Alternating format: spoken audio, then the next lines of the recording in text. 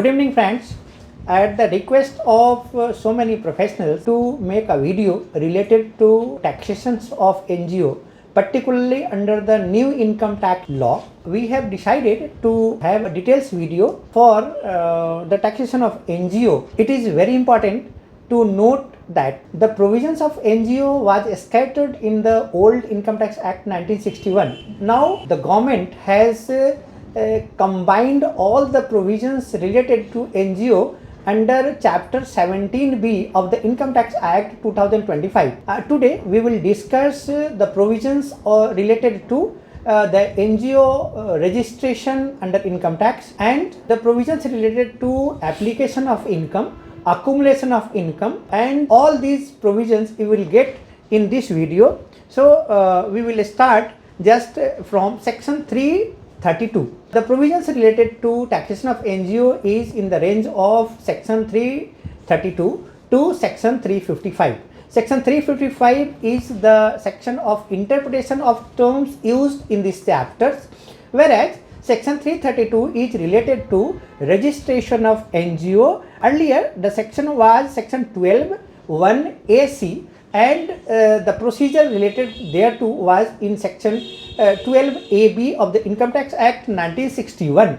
Now, as you know that from 1st of April 2026, the new Income Tax Act is commencing. Therefore, it is very important that all the new provisions under the Income Tax Act related to NGO, we must aware of that, and I am trying to cover up the provisions related to registration, application of income, accumulation of income, corpus donations, etc., and commercial activity, what are the permissible commercial activities to NGO, books of accounts, etc. And in the second video we will discuss the remaining portions related to taxations and violations, what are the consequences thereof, what are the exit tax or aggregated tax, and approval of donation, getting donations. All these in the second video we will discuss. So just I am starting. So first we have to understand that NGO is by and large doing or engaged in the activity, charitable activity or religious activity. So broadly there are two types of NGO.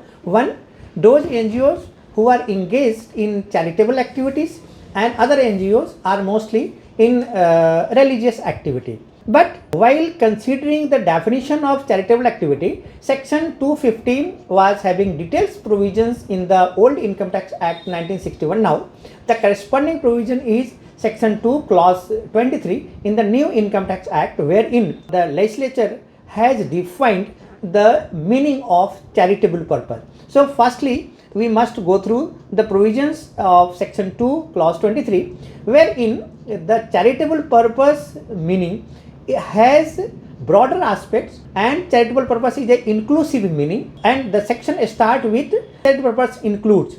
So it is an inclusive meaning, and other wings of this definition is relief to poor, education, yoga, medical relief, preservation of environment including watershed, forest, wildlife, preservation of monuments or place or objects of artistic or historic interest such as museum, and advancement of any other object of general public utility, which is the last one, and in this video we will call it as GPU. So the constitutional aspect is also related to this NGO.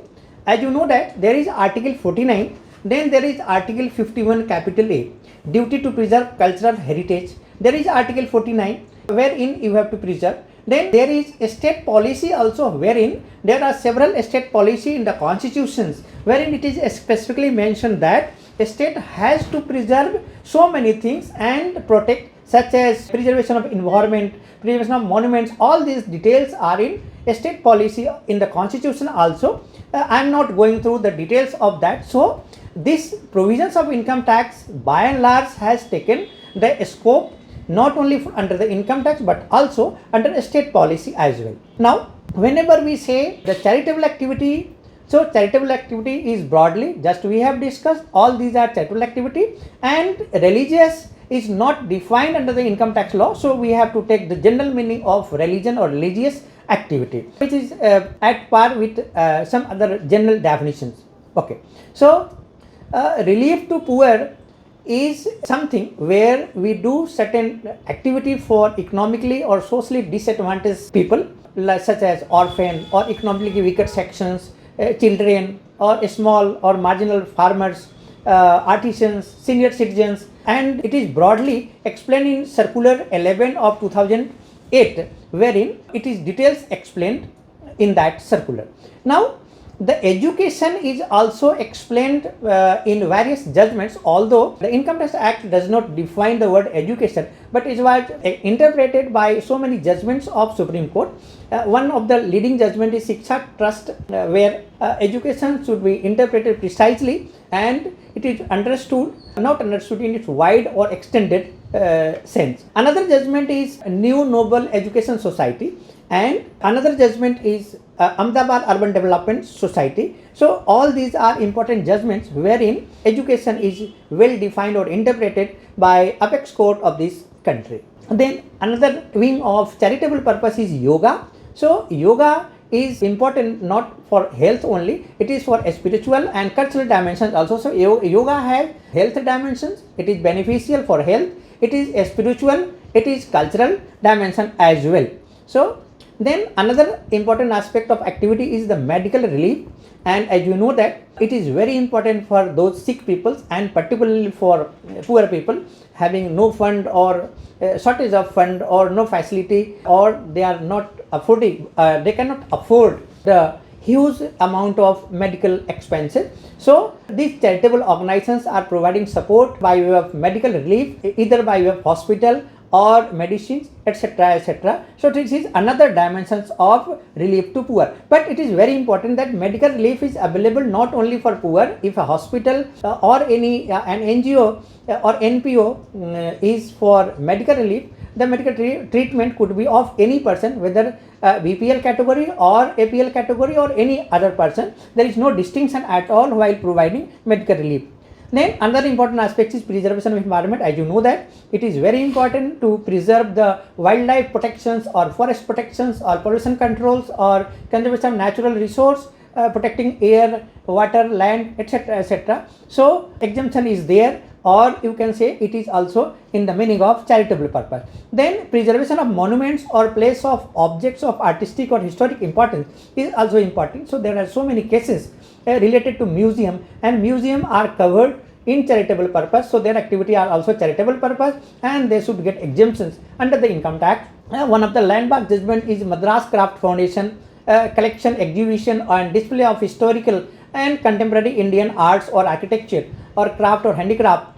Another judgment is it is the Heroes of Yodha Smarak Samiti, Chandigarh Tribunal is also important. So museum is also covered under this. Then the last and residuary clause of charitable activity is advancement of general public utility. So these provisions got changed or amendment from 1961 Act to 2025 Act.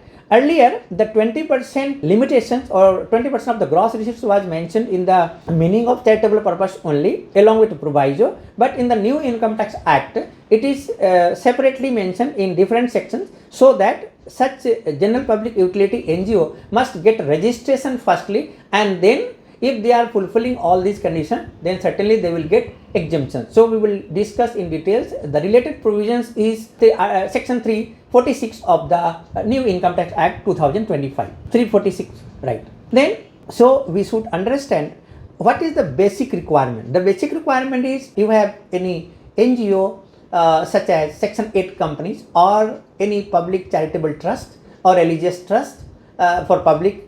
Then you are having any society, multi-estate or single-estate society. So as soon as you incorporate or register these organizations, the second step is you should approach the income tax department for registration. Even if you have not started your activity, income tax grant your provisional registration to such NGOs. Now it is also important to note that they will just examine your trust deed or memorandum or bylaws or charter or memorandum of such companies, section 8 company. All these will be examined just to check whether the object of such organization is charitable or not. If object of such organization is charitable, they will get provisional registrations. And the second aspect is also very important. you have to apply for regular registration within 6 months from the start of activity. So as soon as you will start activity, you must apply immediately within 6 months for regular registrations. Otherwise, you have to apply for condonation of delay, and condonation may be allowed by the principal commissioner exemption or commissioner exemption only if there is sufficient ground for that. So bearing in mind there is time limit for registration, so we must make application within time limit so that we will get registration. And registration is very important, because without registration under income tax you will not get any exemption. Therefore your NGO will be subject to tax. So to avoid such a situation, you must get registration. This is the important point, we must note that. Another important point is, once you get the registration, then this is one of the conditions for claiming exemption, but you have to fulfill all other conditions for claiming exemptions.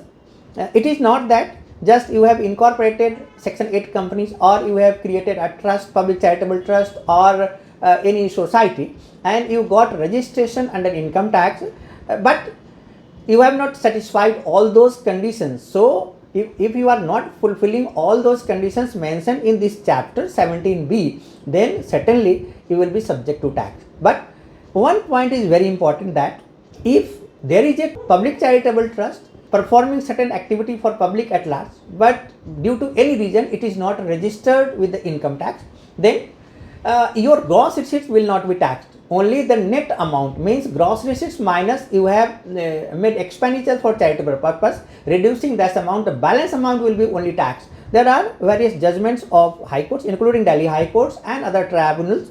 So gross receipts could not be taxed.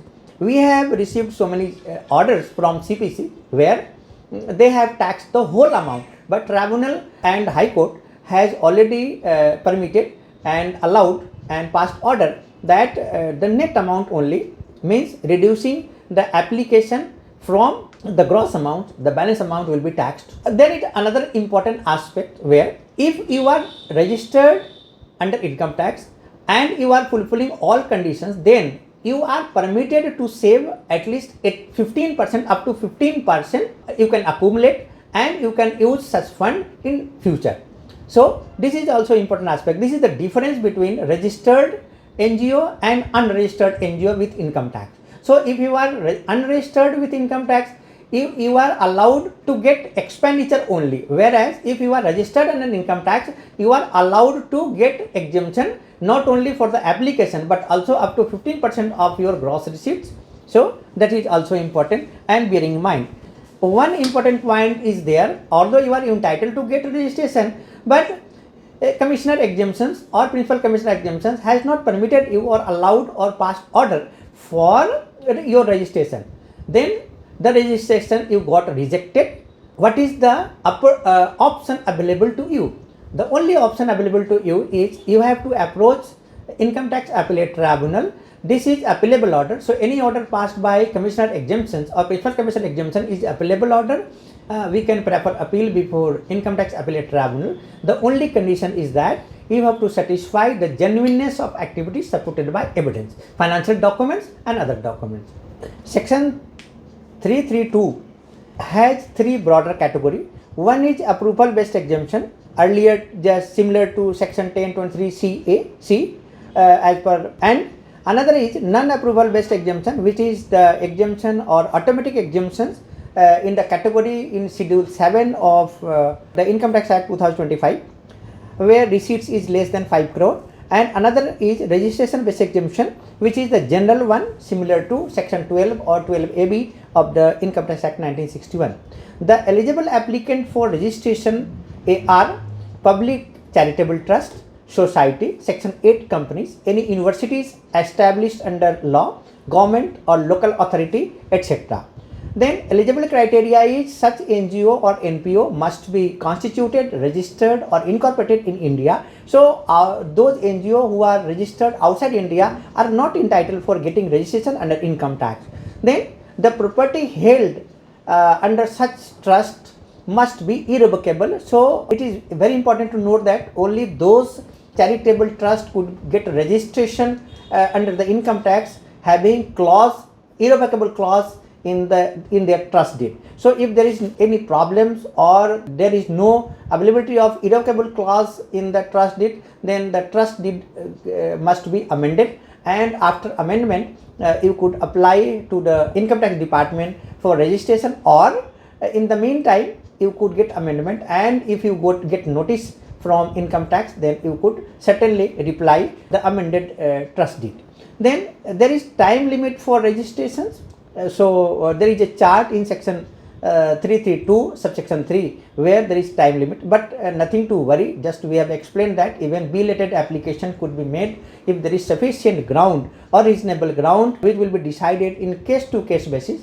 For example, there was no activity earlier and you got provisional registrations, so or probably you may not have any staff or any consultant for doing all these things, so you can make a reasonable cause application and you get probably the registration. So this is the point. Then once you get the registrations, provisional registrations, then if you apply for regular registrations, then if your gross receipts is less than 5 crore, or you are having regular registrations and your gross receipts is less than 5 crore, then you will get the registrations of 10 years. If your gross receipts is more than 5 crore, then you will get registration of 5 years only. Similar provision is not there for ATG or new sections, so you will get only for 5 years. So in new act also, for approval like ATG, there is only 5 years, whereas in case of registration there is provisions for a small NGO where they get registration of 10 years. So that is also important. And as you make application for registration, the income tax department centrally will make inquiry and issue notices for checking the genuineness of activity or your trust deed, whether trust deed has charitable activity or not, whether it is for public at large or it is not for public at large, it is a private trust, sort of things. So income department will check your trust deed, memorandum, bylaws, all these things, and your activity, genuineness of activity supported by various evidences such as financial statements, then bill vouchers, etc. So activity report is very important for NGO while making application for registration. This is important point. That another important point of this new act, Income Tax Act 2025, is that those having registration prior to 2021 but not get registration due to any reason during this period up to 31st March 2026, then they also get regularized even after 1st April 2026. So this is also important aspects just we have discussed. And if due to any reason you got cancellation of registration order or your application for registration get rejected, this is appealable order and you can prefer appeal before tribunal. In support of that, you must have to provide evidence in form of your activity, payment vouchers, bill vouchers, financial statements, bank statements, donation received, etc. So you have to just prove the genuineness of activity and your activity is charitable. So with this I am concluding the first part of this NPO related provisions under New Income Tax Act 2025, and in thanks to all of you, you are requested to subscribe this channel and put a bell icon so that you will get the new videos as soon as we will upload. Thanks to again.